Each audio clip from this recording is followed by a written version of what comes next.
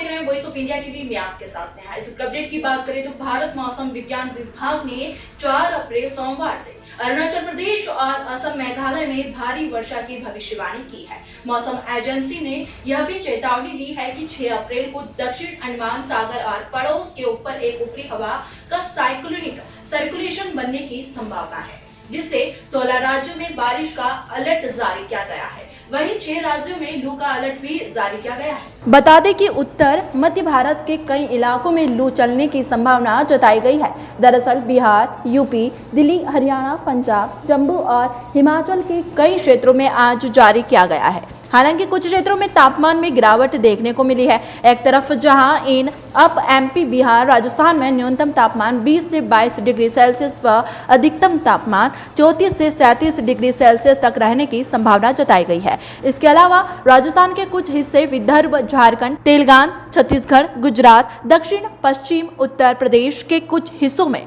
Heatwave का alert जारी किया गया है। मौसम विभाग की माने तो 121 साल के बाद मार्च महीने में इस बार इतनी गर्मी पड़ी है और इस बार सबसे ज्यादा मार्च महीना गर्म रहा है। तो ये था अब तक का वेदर अपडेट। लगातार जानकारी के लिए बने रहे वॉइस ऑफ इंडिया टीवी पर। जय हिंद, जय भारत।